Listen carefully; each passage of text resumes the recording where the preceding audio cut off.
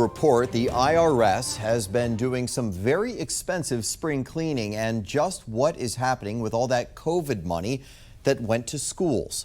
Joining us to break all of that down is OpenTheBooks.com founder Adam Andrzejewski. Good morning, Adam. Let's start with the IRS. On top of a huge backlog of returns and working with a $12.3 billion budget, the agency destroyed approximately 30 million tax documents in March of last year. First, why did they have to do that, and how did that affect the backlog?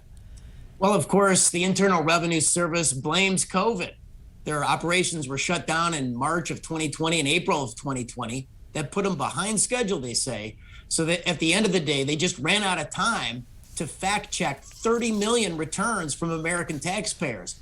All of these were on paper. They were able to verify and fact check the electronic returns, up to 1,000 data points. So if you filed on paper, you're probably not getting an audit because the backup materials have now been destroyed by the IRS.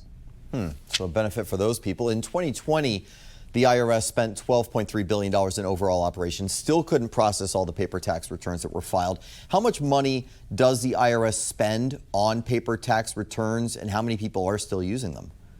So there's about 9 million individual filers that are still filing on paper. The IRS says that each one of those, in terms of processing and verification of those returns, costs about $15 per return. That pales in comparison to an electronic return, which costs about 30 cents. So if you take 9 to 10 million individual filers times $15, you're into hundreds of millions of dollars to process old style paper returns. All right, moving on to COVID-19, the pandemic in some ways winding down, but there are some big financial impacts still. Regarding schools and children, of the $122 billion allocated from the American Rescue Plan to schools, only about $8.5 billion has been used. What do we know about the rest? So the rest is just sitting there with a deadline of September of 2024 to spend, long after the pandemic has been over. Look, these were the largest bailouts of American K through 12 schools in education history. 3 bills, $190 billion. And there's a real problem when Congress is throwing so much money at our schools, they can't even spend it.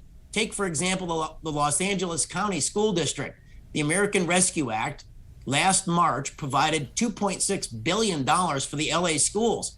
They've spent zero. They're still trying to spend the hundreds of millions of dollars from the other bills.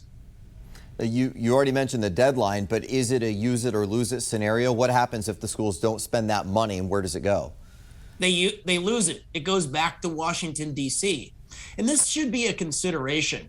Out of the American Rescue Act, only 20 cents on every dollar allocated to the schools was for learning loss. We now know the learning loss was significant. So the schools should be spending to try to close that gap.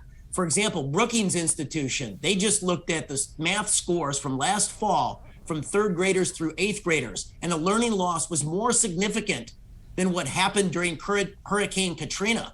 So to the extent where the schools are going to spend this money, they should spend it on tutoring, they should spend it on learning loss. We'll see if they make any changes, but in the meantime, thanks for keeping an eye on things. Adam Andrzejewski, thanks so much for joining us here on the National Desk this Friday morning. Thank you.